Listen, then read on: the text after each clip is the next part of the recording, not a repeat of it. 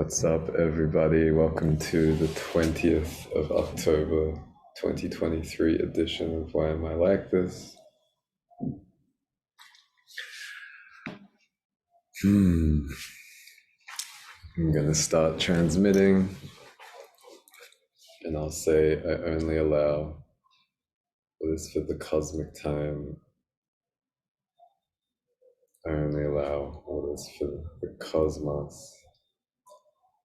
I only allow what is for the cosmic time of each and every being and the collective beingness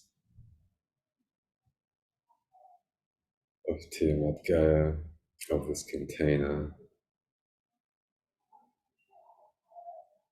and of the One.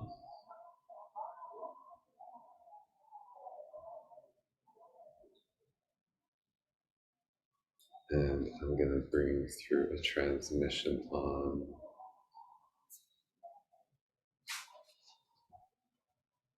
peace.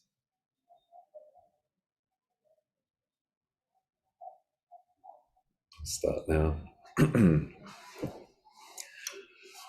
Mele supanar poftele kasarot.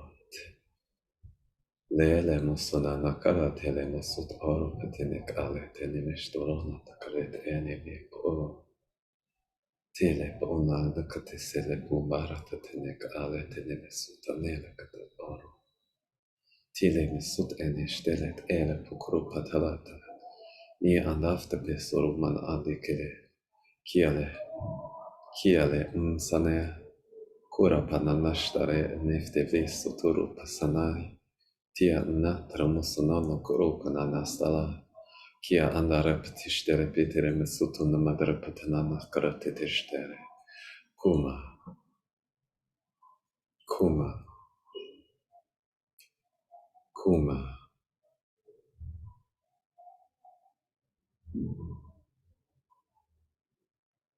Kuma. Kuma. Kuma.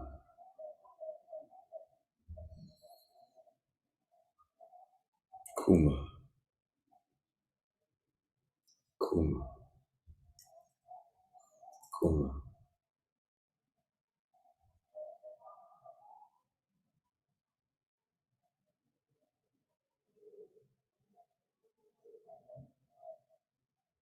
Nene sare punamaratsana te porosana manakadine. Kiele masutarat shanana masati nele senie. Tia da poroma satana le kanepshtotura tenekele. Kiele masonana murushte telepasana kadie. Tiele mulane nutera tatanamana kadie nuno. Tia anamut aramatele nuna namasate nemile te eminutshta. Kia tapnondo kadele anamasotara patakali. Kia lamut aria masonari meshtara masutile. Kia lamut anirshtara masutenele kana. Kia le masota paru patile masonani kali. Kia namasotana pekanile kidi paru kanele kayele kanana yele okoro kanele masona. Kia namasotele ntara. Kia namasotele ntana makunana. Kia lamasota mashtakami. Kia ramastura peshtanala satpano makatile satile mamantakora. Kia namasota rashtatama makali. Kia ramushtana namatetele pasanani. Kia ramushtana nakadale punana makanana katile rakamena usa.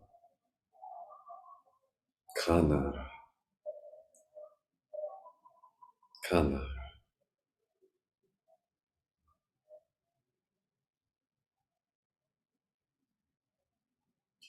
Kanara psupanari sterish sostaras de kanai.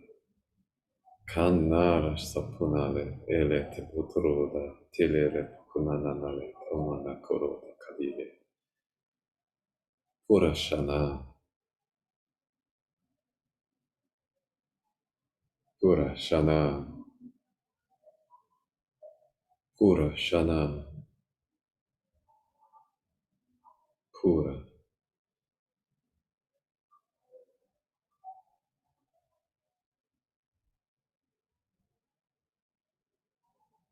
Nia Kanale, Kunale Satinema Kana, Kanara Putana Nakalin, Satli Katukulan, Sanakava, Kianara Sanamukuna, Kianara, Kianara Matsunashi, Kiana Salatile Kama, Kiana Musala Nakara Shatera Kanamusana Shara, Kia, Kia, Kia,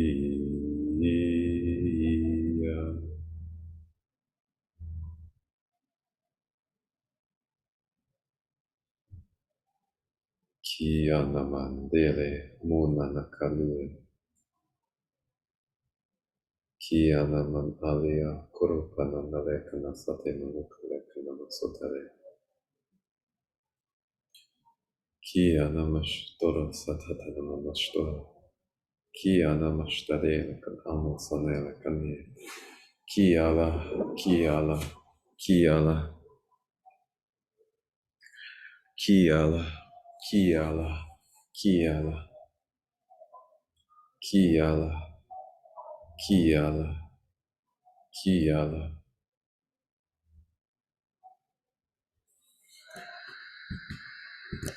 Ma,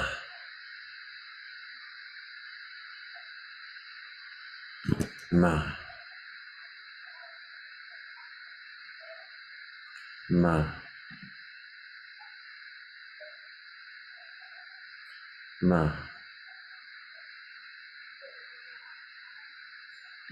Ma, Ma, Ma, Ma, Tianele sapotarash de kalam sane, Kiala, Kiala, Tinemestaram sonareshtaram sana, Kiala, Kiala,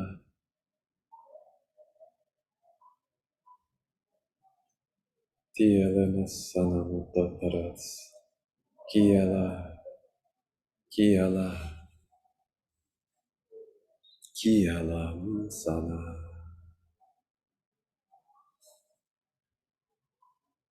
Kiala sana,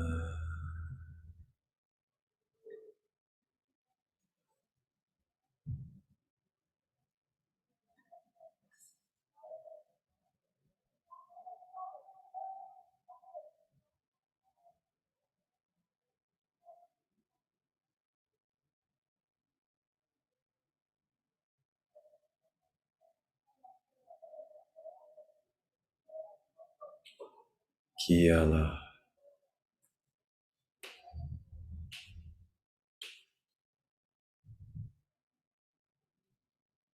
Kiala,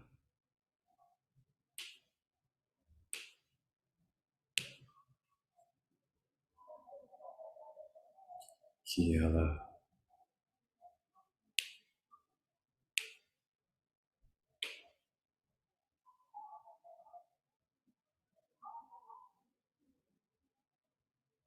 Kiala.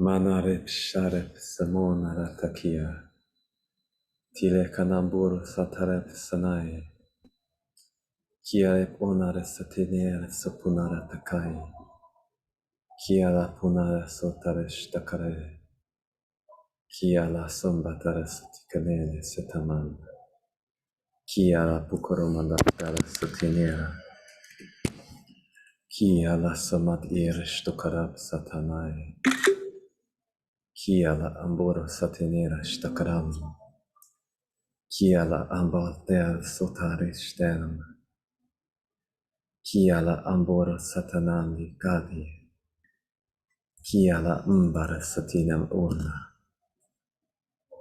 Haven't said that word in a while. Kiala Ambali Ini Irish Tokara Kiala Msetero Sukaram Kiala Iniro Sukanela Ete Tumbare Enitere Supanilik An Kiala Msetenera Sutane Kiala Msatoro Satele Enim Kiala Ikuma Ini Irish Tokara Kiala Msunadek Inikara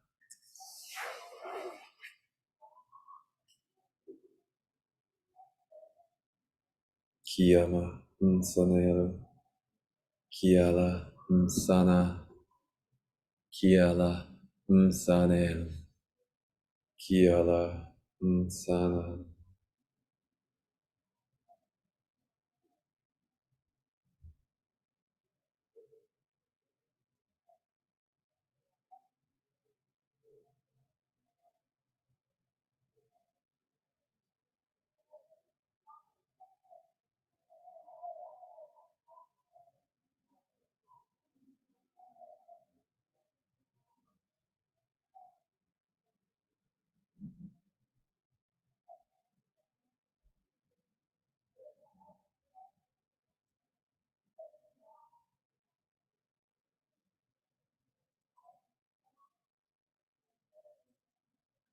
Kiala Kiala Kiala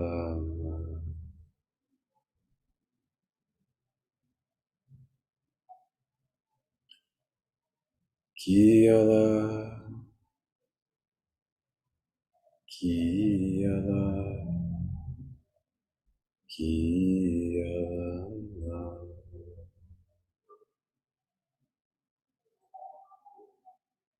Kiala Ma.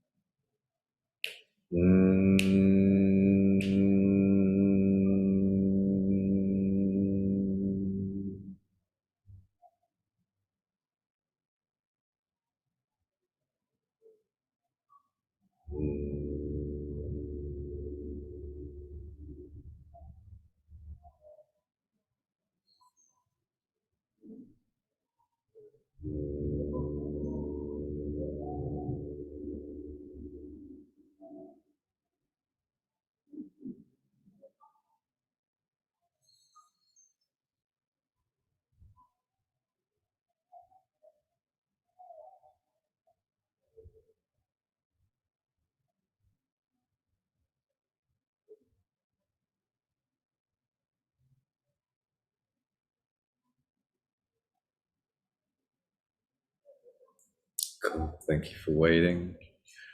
So I'll say what I tend to say at the beginning of every one of these containers, which is that I guarantee that in the space-time of this container, including the space-time of those who are listening to recordings, that no contexts will be enmeshed, and that context will be disenmeshed, and that if you have any feedback or refinement or tikkun for me, then I will hold space for it.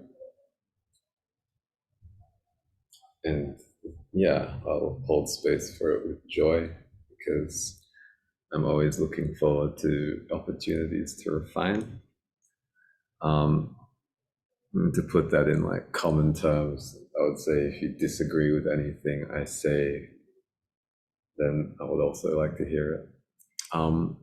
So the two questions that I felt called to pull up today, the second one goes first for some reason, which is, what is the difference to you between pure or channeled thoughts and compulsive thoughts? And then the second one is, when did you become a spiritual oriented person? The turning point from a normie path, I guess, and what happened there.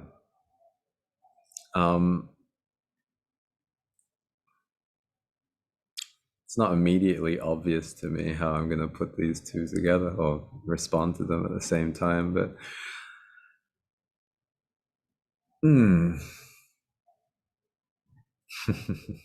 okay, well, let's give it a go, and I'm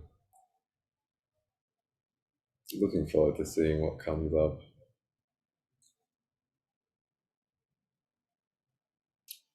So I guess like the first thing I want to say is that the transmission I started the container with was about welcoming in the energy of my vaster self, who I refer to sometimes as Nobu the Elder. And I guess I'll say that to begin with, I'd like to clarify that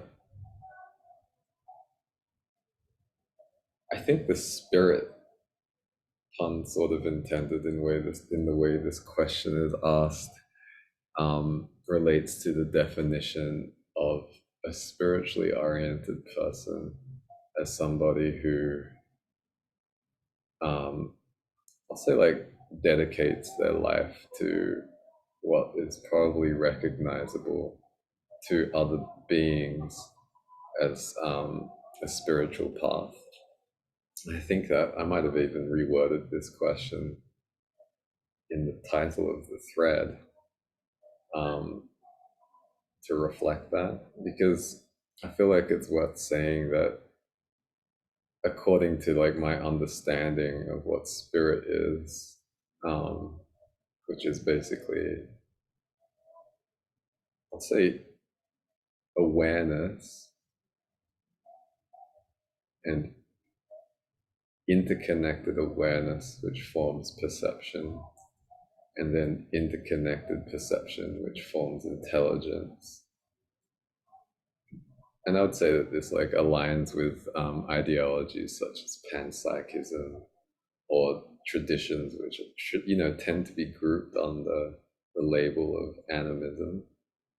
But I'd say that like this is just like the basis of reality. I feel like this is logically attested to by many, non explicitly spiritual philosophers. Also, a lot of people who operate at the fringes of empirically verifiable science, as well as a bunch of mystics. And in that sense, like any path, I would say, is spiritually oriented. But in order to answer this question to the spirit of the question, so to speak, first I'll say that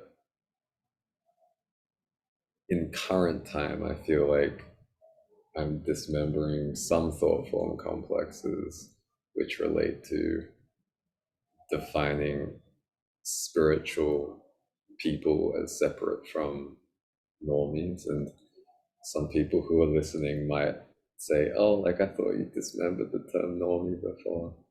And I would say like yes, but I would say that terms like this, given that it would be uncosmic to stop people by authority from using terms like this, I would say that terms like this tend to accumulate more context enmeshment. And so, in some ways, it's necessary to continue dismembering them, just as it's necessary to continue dismembering spiritual lineages, just as it's necessary to keep on dismembering, let's say, like the Tao Te Ching. And I would say, for like pretty much every human being on Earth, it's necessary to continue dismembering ourselves in order to maintain a state of what I've called crystallinity in the past, or um, integrity.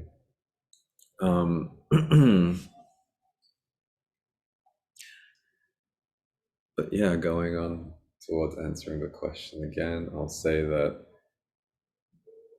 the first time that I decided to start investigating spirituality in, I'll say, like an extrinsic sense, was probably like when I was still in Australia, and I started studying external yoga. And I guess I'm feeling called to say that because I'm pretty sure that the people I studied with at the time may have given ashe to the idea that yoga is perhaps more than just calisthenics.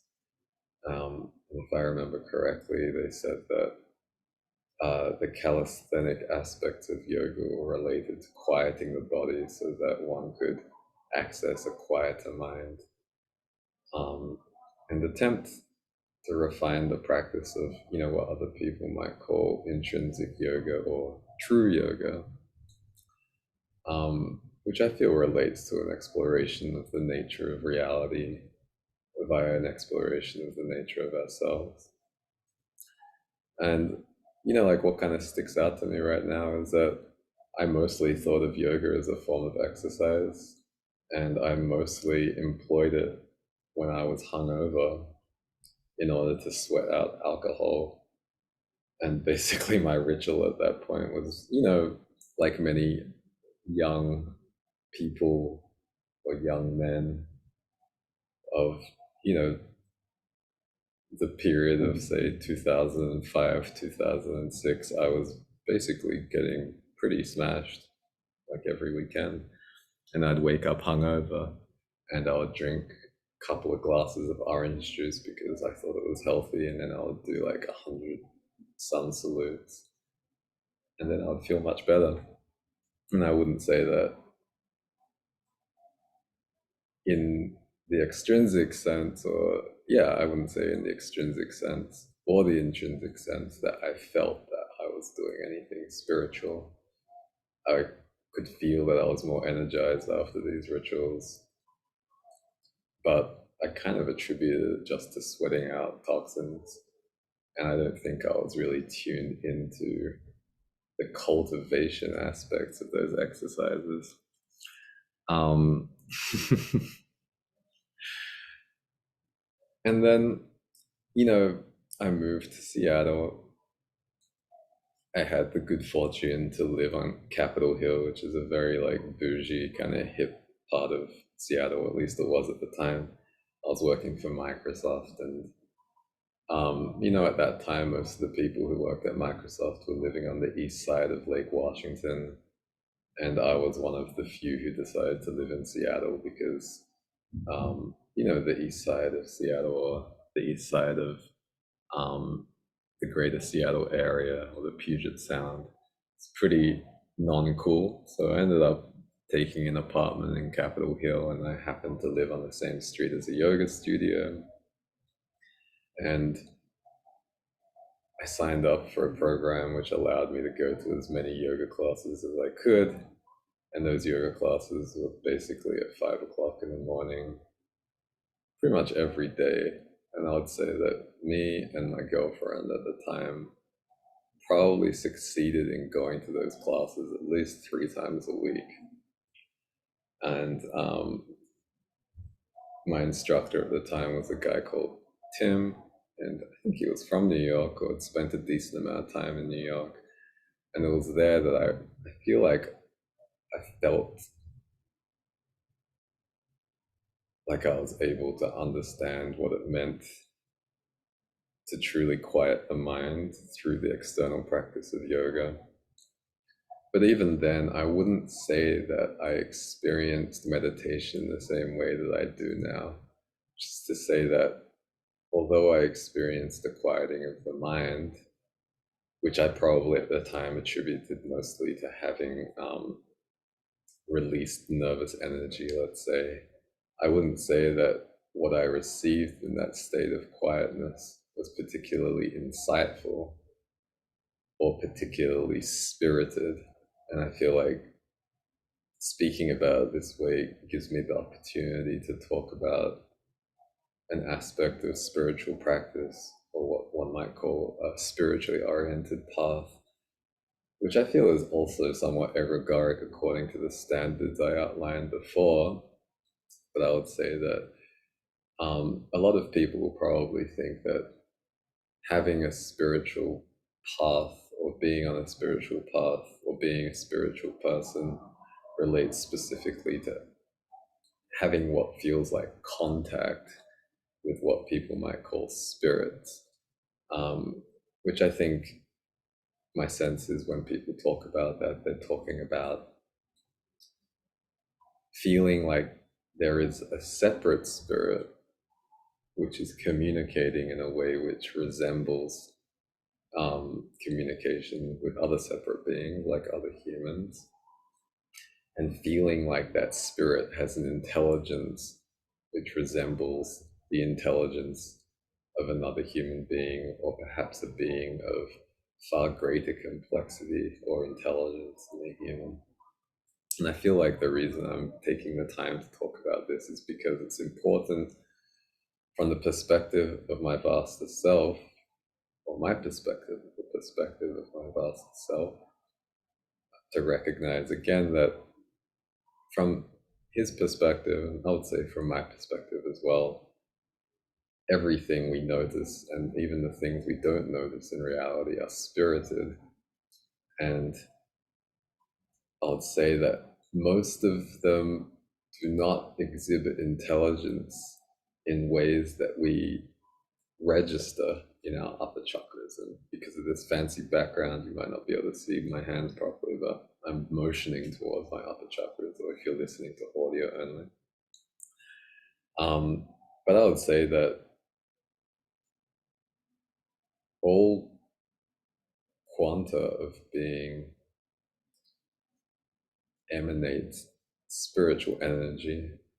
All quanta of being perceives spirit and perceives the emanations of other quantas of being at various levels of complexity.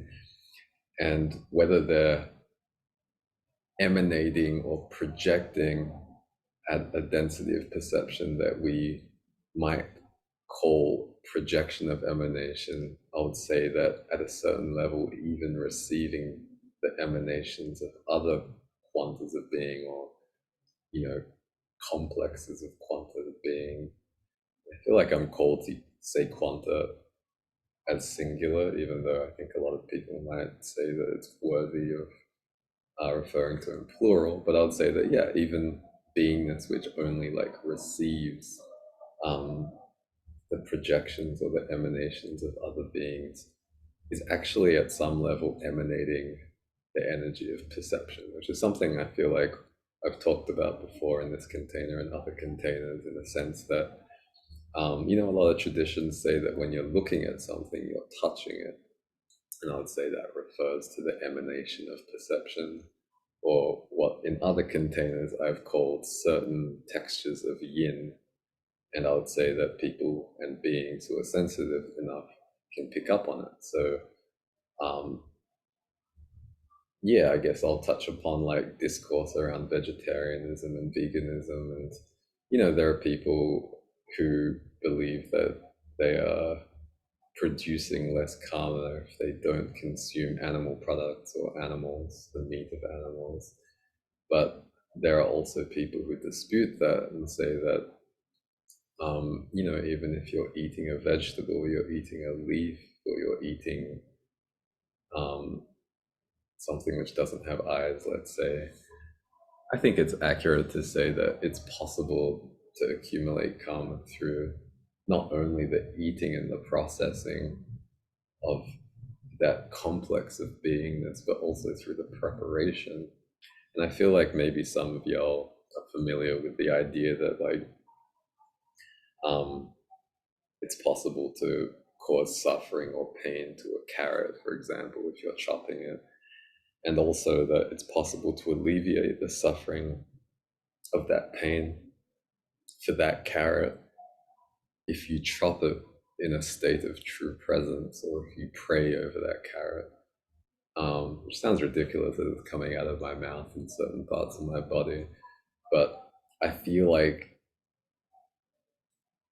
my sense is that the alleviation of that pain and suffering comes from being fully present in that moment with that carrot, but also with that chopping board, and also with that knife, and also with all of the quanta of being which is in that chain of action in your body.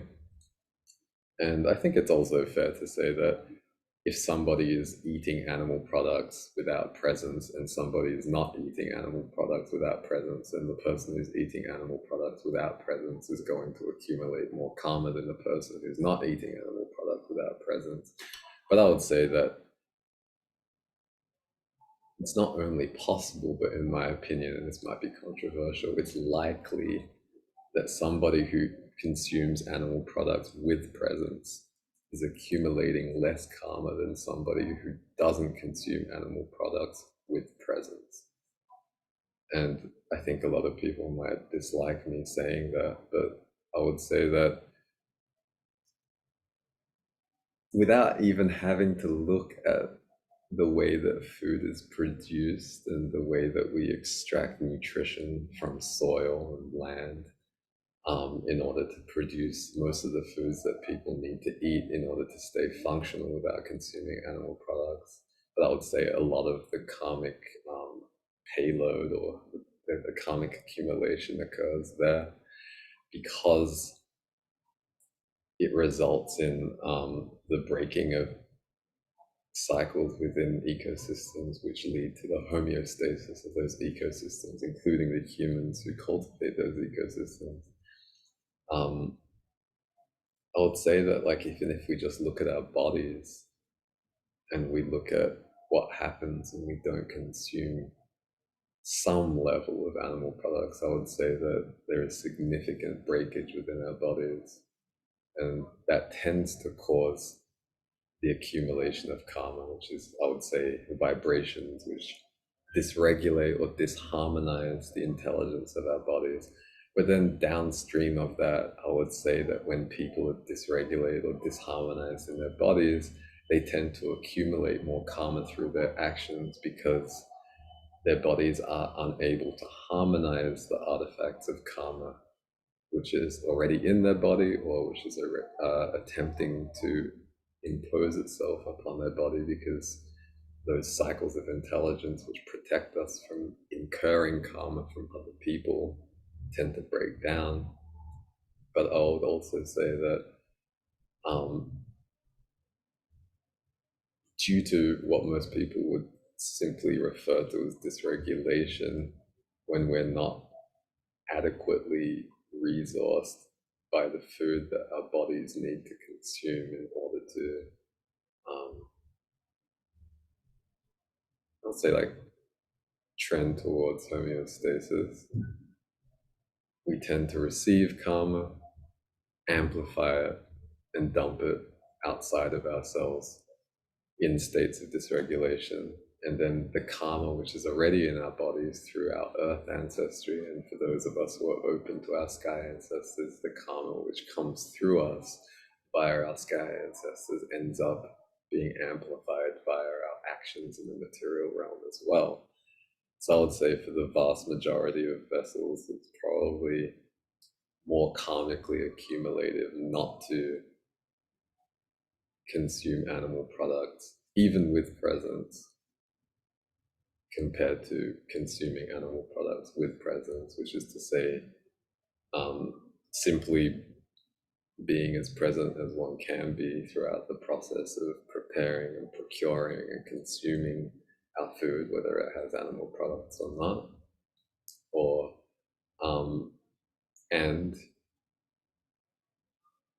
I think it's fair to say that there are certain spells or prayers or rituals which are more extrinsically based, which can put us in a state of gratitude. I wouldn't say that gratitude is necessarily like full presence, but I would say that in a state of gratitude and in other states which are induced by traditional rituals of prayer and thanksgiving around food, we are able to reduce the pain and suffering of the beings involved in the procurement, and the preparation, and the consumption of that food. So that we can reduce the amount of karma that's accumulated in our realm. Um, I realize that I've like wandered pretty far off the path of the question, but I feel like in some way, what my perspective of what my vaster self is telling me is that in giving some ashe to traditions which are considered Indic or yogic, it was also it was also necessary to exchange energy with those lineages, which resulted in having to speak about them in ways which are perhaps unfavorable. Because I feel like most people are probably aware that in many Indic/yogic or Vedic traditions, people are told not to consume animal products or to consume only very particular animal products. And um, it's my sense, or you could say it's my perspective, the perspective of my vaster self, that this leads to more karmic accumulation because of all the reasons I listed. And in doing the explaining of karmic accumulation as it relates to food traditions in general, but also the food traditions of those lineages, I feel like it's possible for me to maintain the guarantee that I'm not enmeshing any context and that I'm disenmeshing context in its container.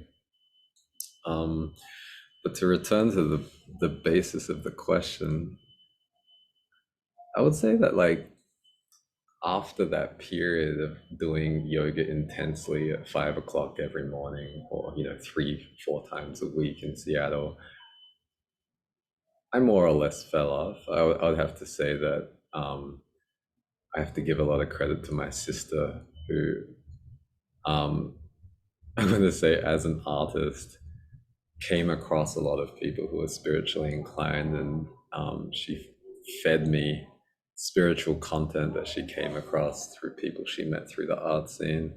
And I'll say that my next encounter with extrinsic spiritual practice was the work of P.D. Uspensky, who wrote a book called In Search of the Miraculous, which was about the practices of a mystic called G.I. Gurdjieff, and his time with G.I. Gurdjieff. And in this book, Gurdjieff talks, well, Uspensky talks about what he learned from Gurdjieff. And I would say that for a time I applied the practices that Gurdjieff recommended pretty religiously or dogmatically. And I feel like this allows me to bridge to the second question about compulsive thoughts, because part of why I call this program Why Am I Like This is because I'm doing my best to speak about my very personal experience of spirituality in order to somewhat atone for the karma that many of my sky ancestors and earth ancestors have accumulated in the proliferation of doctrine of a universalizing nature, which includes proliferation of doctrine relating to Christianity, which includes proliferation of doctrine relating to Buddhism, Taoism, and I'd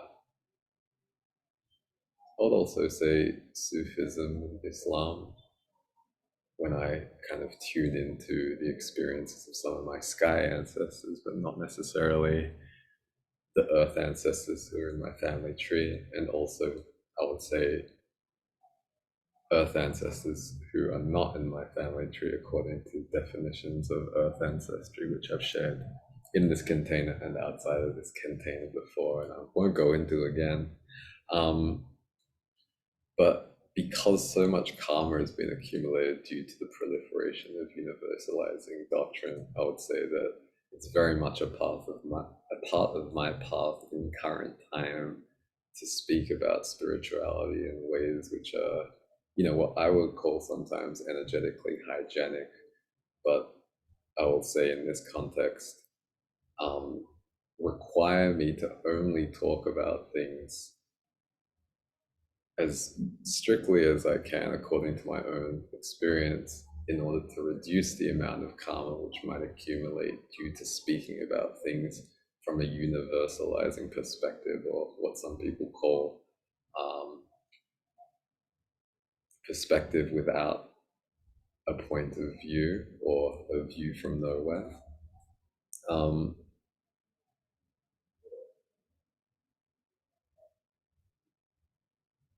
Just like feeling into something which is, from my perspective, kind of like staring at me.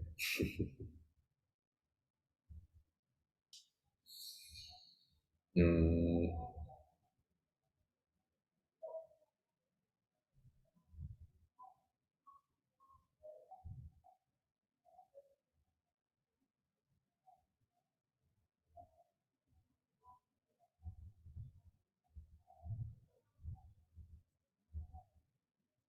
mm.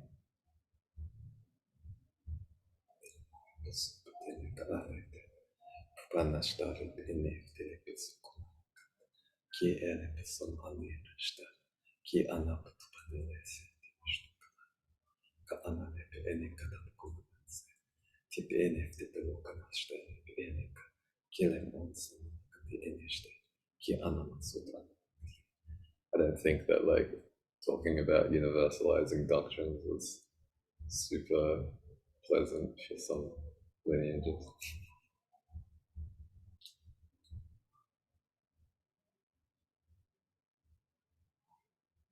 Tiamasto paramadakati elesta, kurapat anele što kanele takati Tim ene ene kada purpose kare. Tile pista kalamam onna. Kit ere pist telemasuta nesta kalamam amamasut. Ki amamata peres. Pulpa miri de anesta kadeli ere kadeli sotele potur. Kile insta tarapasum. Kiede ere pet amamasut ere takaramasut. Shit ere pet takamini amamasut. Kalapakotie. Kia amamasta nesta kala. Ma. We've had some pretty turbulent containers this week, huh? Kili imsutara pishte karama inene, ti eneba sutata karapatinishte, bien anasuturu pukumami inishka. We had a remembering Sharia container yesterday, which, also threatens the existence, or you could say the purview or the perspectival overreach of various universalizing doctrine-based lineages. And I would say like my Wi-Fi dropped out for probably the majority of the call, and then I think the host or like your Discord probably bounced like 3 or 4 times, or maybe even more times, because I couldn't tell because my Wi-Fi was getting knocked off. I feel like several people who are on the call who are perhaps I'm gonna say like spiritually powerful enough to draw the attention of such universalizing doctrines, or spiritually powerful plus also key holders of aspects of those those spiritual lineages, I'll say, it's my sense they experienced quite a lot of turbulence also, which is, from certain perspectives, you could say challenging, but I would also say that it's my sense that in that container, in the other containers since the eclipse, which have been affected by lingering eclipse energy, as I heard it described today, and in this container, that what is coming up is being resolved and creating space for further expansion. Anna ki inine sut anamasire ire toro peshtana. Tirene sat anine ki ini sona. Ki anasto parashta kanamine te amosu tinishtene begire kanamastine. Kukarapa, kukarapa, kukarapa inishtene apala. Sia, sia ni anboros da karete enene sinte karapasudene. Shit elepito dunya kati elete. Purtarama satele kanamasto kurata kine. Kana, sia, kana, sia.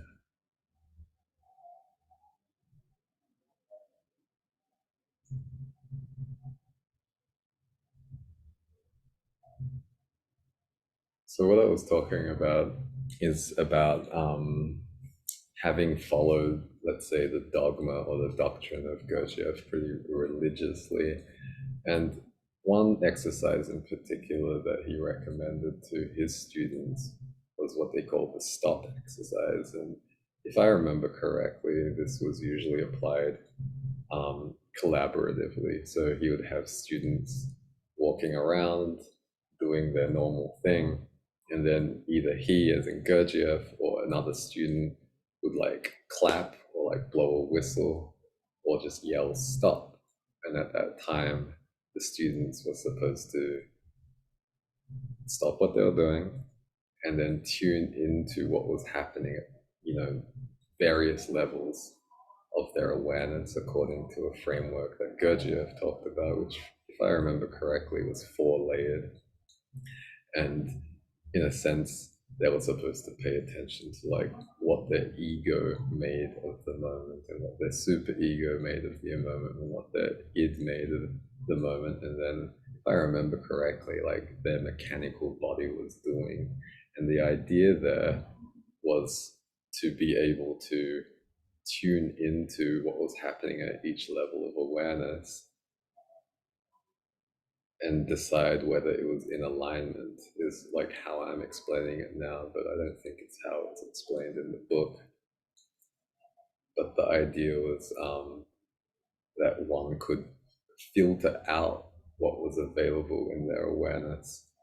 So if they, at the time that they were told to stop, let's say they had their hand on the doorknob and then the person said stop, and instead of being present with, turning the doorknob, if it's that kind of doorknob, they were thinking about work, then that would be an opportunity to say, okay, well, like, there's no reason for me to think about work in this moment. Therefore, it could be labeled as a compulsive thought, and maybe you could trace it down to some level of awareness as outlined by Gurdjieff. And I feel like you can probably see how this is both compulsive and also dogmatic, and you could also say like universalizingly doctrinesque. And then I would say, to be fair, in most practice, those students would be encouraged to admonish themselves or punish themselves for having been out of alignment in that moment.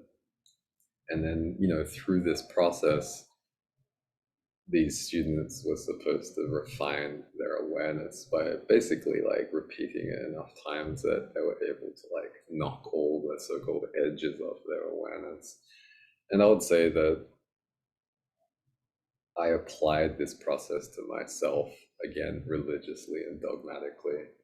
And going back to what I was saying about speaking about my path in a very personal way, I would say that this practice got stuck to my field because I was already the kind of person who I'm going to say, suffered from compulsive thoughts.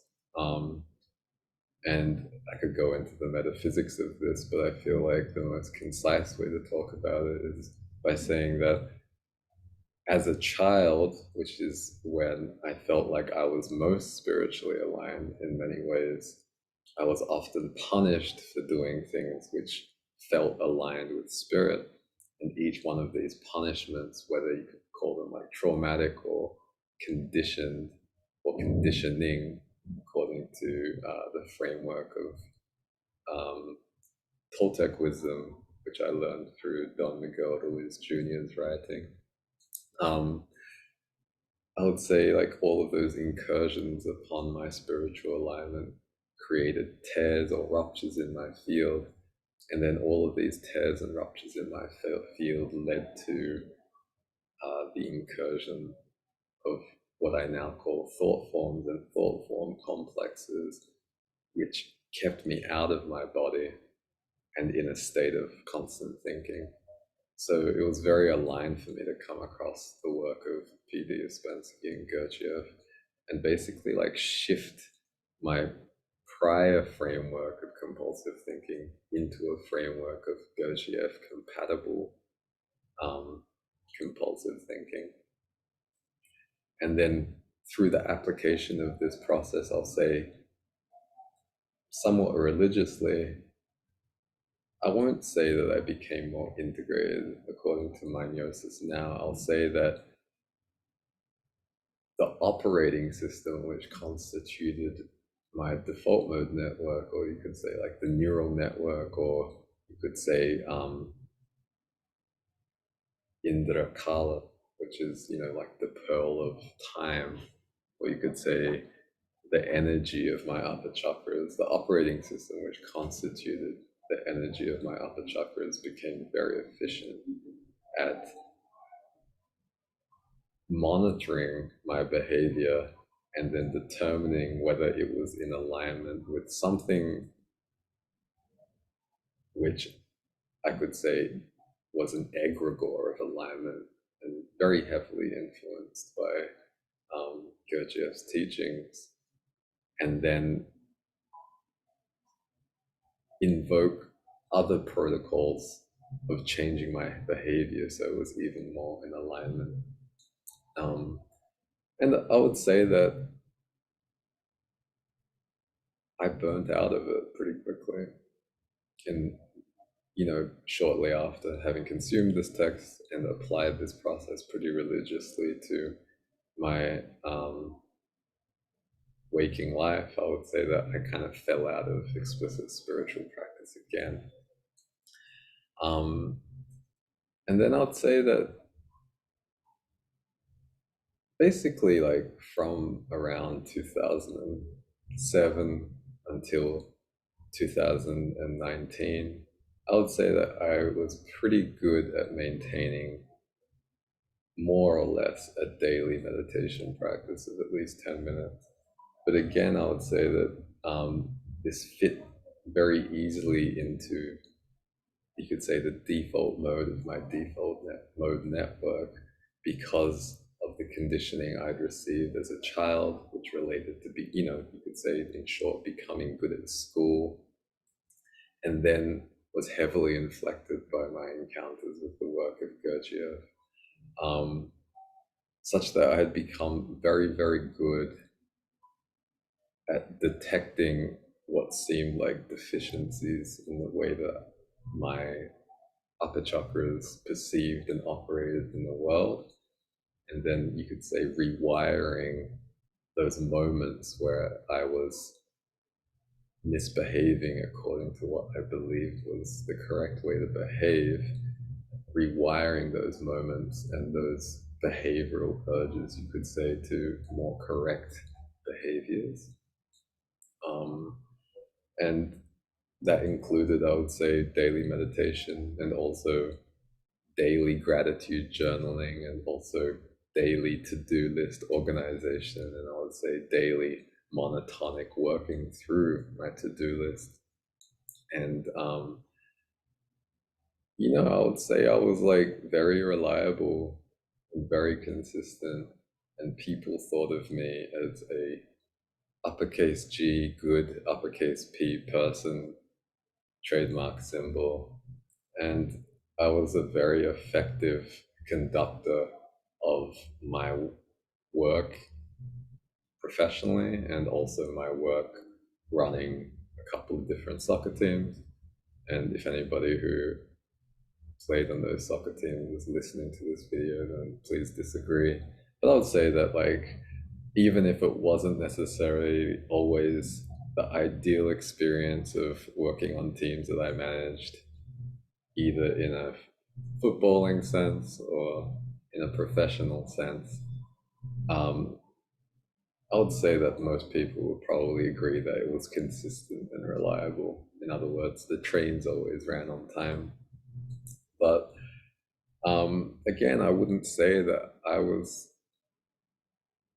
explicitly on a spiritually oriented path until basically everything fell apart in 2018, which is when you could say, perhaps because of playing soccer and managing teams like anywhere between 3 and 6 times a week, um, I suffered a knee injury, which led to knee surgery, which led to a lengthy physical therapy process for recovery, which failed, which led to acupuncture, which led to rediscovering the Tao Te Ching, which led to working with a Qigong teacher who I met through a friend who practices mostly online, and which also led to intern martial arts practice, and then which led to a bunch of other things which I've talked about before, and I might talk about a little bit later as well. But while it's possible to say that all of this happened because I was playing soccer too much, and you could even say that perhaps some of it happened because I had at that point decided to quit my job because I'd also burnt out in my professional work and not just in like my football work. And like some people would say that often if you're exerting a lot of stress upon yourself, when that stress is removed, your body decides to fall apart. And I'd say that's like the secular way of talking about it. But I'd say that what I received from mediums I worked with, also the acupuncture person I work with, and what still feels aligned with my neurosis today is that the reason I quit, which could be attributed to burnout in a secular sense, and the reason I got injured, which could be attributed to playing too much in a secular sense, was the action of my vaster self basically deciding that my field had become so rigid that the only way for my field to start flowing again and for the intelligence of my body to be able to surface in the way that it needed to surface in order for me to, you could say, complete the blueprint of this incarnation so that I can complete my book of life, so that my vaster self can complete his book of tea with my incarnation. The only way to do that was to influence me such that I got injured, which again tore my field open. And then through that opening of my field, I was able to, let's say, connect with guides who are, some of whom are part of the complex of my vaster self, but some of whom are not. But it's through that tearing of the field that I was able to, let's say, make contact with the lineage that we, or I, now call the Born Days lineage, or the lineage of the Walkers of Bluestone. It's through that rupture that I was able to connect to a being that most people know as Kuan Yin or Guan Yin or Avalokiteshvara. It's through that rupture I was able to connect to Sekhmet and Hathor and Tehuti and many other late Atlantean deities. some of whom are part of my vaster self complex and some of whom are not. And it was through that rupture that I became, again, extrinsically spiritually oriented on my path. And I would say was led along a path which caused me to encounter many guides, both incarnate and disincarnate, and many lineages, sometimes dismembering them lightly, sometimes just taking them on as they are, which led to the integration of the various fragments of my spirit that allowed me to get to a point where I could easily transmute the karma of my earth ancestors in order to integrate my connection to my earth ancestors, and also get to the point where I could easily transmute the karma of my sky ancestors so that I could easily connect to my sky ancestors, which led to the integration, the reintegration of my vaster self, and which led to the integration of the channels that I need in order to communicate cleanly with my vaster self, such that I can channel him and make guarantees that I will not cause the enmeshment of context, and I will disenmesh context.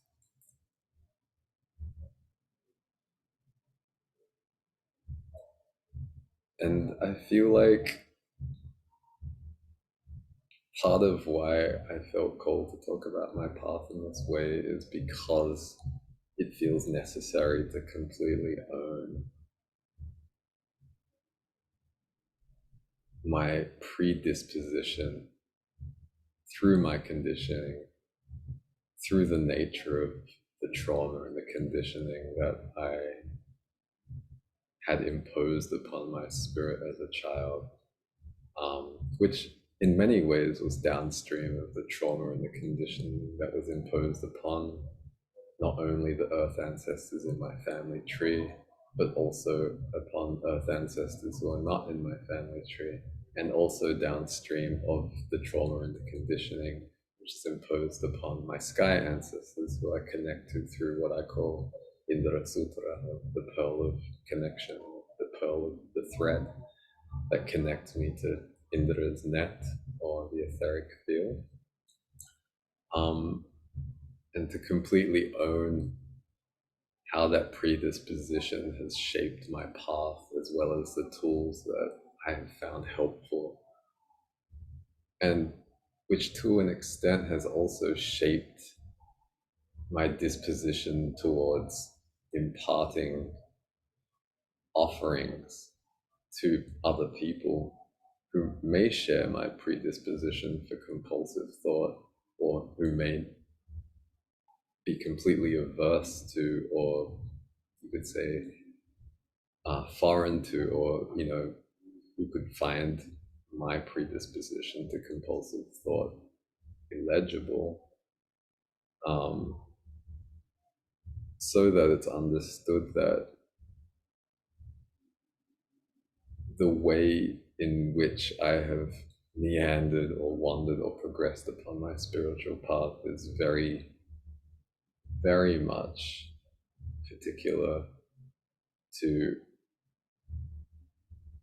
the walkings of my ancestors in the earth and sky upon paths which were both intrinsically spiritual and extrinsically spiritual and non-spiritual, and that they may not be the appropriate tools for anybody else, whether those people are on an extrinsically spiritual or an extrinsically non-spiritual path.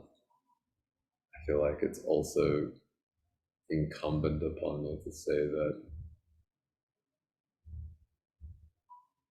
it's very possible to follow an intrinsically spiritual path without following extrinsic spirituality at all for many vessels, and to reach higher states of integration. And I would say it's even certain from my perspective that some vessels will complete books of life in this incarnation without ever seriously walking an extrinsically spiritual path at all. I don't feel that any of those vessels will complete books of life which lead to the completion of books of tea in this lifetime, which is to say that I don't believe that there will be any people who are connected to vaster beings who complete their books of tea in this lifetime without walking extrinsically spiritual paths, just because of the amount of, I would say, spiritual debris that exists in this realm, and also just because of the amount of dismembering of extrinsically spiritual lineages there is to do in this lifetime. And I realize that I've said this in a way which is perhaps only legible for people who have a similarly compulsive way of processing symbolic conceptry. But I also pray that the offerings I've made in the unseen, or you could say the offerings I've made in the immaterial, or the offerings which I've made which have not been made symbolically, conceptually, or symbolic conceptually, will be sufficient for transmitting what needs to be transmitted in this container. Thank you very much for joining me and holding this portal with me.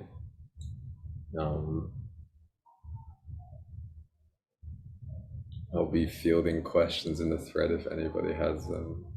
Again, I'll be holding space if anybody feels that there's any refinement that they would like to offer towards me.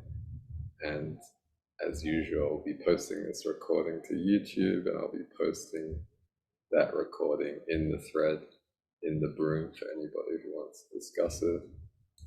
I hope this was helpful. I'll cancel saying I hope that it's helpful, because I'm reminded that hope is hollower than fear, according to the Tao Te Ching, or the translation by Ursula Le Guin of the Tao Te Ching. And I'll say again, thank you, and I'll talk to you soon.